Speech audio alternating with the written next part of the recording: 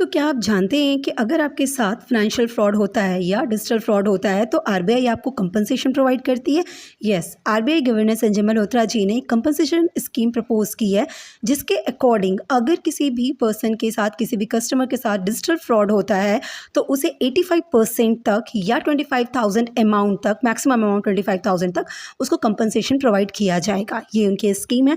अगर करंट की बात करें तो करंट में भी ये चीज़ कंपनसेशन के रिगार्डिंग था, जहाँ पे बात कही गई थी कि 50,000 तक के डिजिटल फ्रॉड पे 65% तक का कंपनसेशन प्रोवाइड किया जाएगा, राइट। लेकिन अभी इस स्कीम में क्या कर दिया गया है, 85% तक कंपनसेशन वैल्यू को इंक्रीज कर दिया गया है और मैक्सिमम कैप लगा दिया गया, दैट इज 25,000, मैक्सिमम अमाउंट 25,000 तक आपको कंपनसेशन दिया जाएगा। लेकिन यहाँ पे याद रखिएगा कि ये बात कही जा रही है कि स्मॉल वैल्यू डिजिटल फ्रॉड पे दिया जाएगा। ऐसा नहीं कि आपको 1-2 करोड़ का डिजिटल फ्रॉड हुआ है और उसके लिए ये बात कही जा रही है कि आपको मैक्सिमम 25,000 तक का या 85% आपको कंपनसेट किया जाएगा, राइट। तो ये स्मॉल वैल्यू के लिए बात कही जा रही है। अच्छा, ये कंपनसेशन स्कीम सिर्फ एक बार अलाउ होगी कस्टमर को, मतलब पूरे लाइफ टाइम में सिर्फ एक बार अलाउ होगी उन सभी कस्टमर्स को जिनके साथ डिजिटल फ्रॉड हुआ है, किसी भी तरीके से हुआ है। मतलब अगर आपने खुद से भी ओटीपी शेयर कर दिया है उसकी वजह से, या कुछ इंपॉर्टेंट क्रेडेंशियल्स जो होते हैं वो आपने खुद से शेयर किए हुए हैं और उसकी वजह से आपके साथ डिजिटल फ्रॉड हुआ है, इवन देन भी आपको ये कंपनसेशन अमाउंट रिसीव होगा।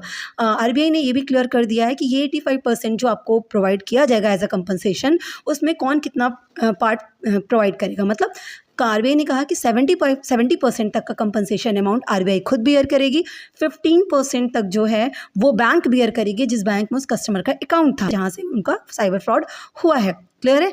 और बाकी के जो 15% है वो कस्टमर को खुद बियर करने पड़ेंगे। तो 85% आरबीआई के थ्रू बियर हो गए, मतलब इंक्लूडिंग बैंक, और बाकी के कस्टमर को खुद बियर करने पड़ेंगे। तो ये एक बहुत अच्छी कंपनसेशन स्कीम है जो गवर्नमेंट, मतलब जो आरबीआई ने लॉन्च करी है। और ये जो फंडिंग होगी वो depositor education and awareness fund के से ही होगी, मतलब इसी अकाउंट से आपको वो फंड प्रोवाइड किया जाएगा।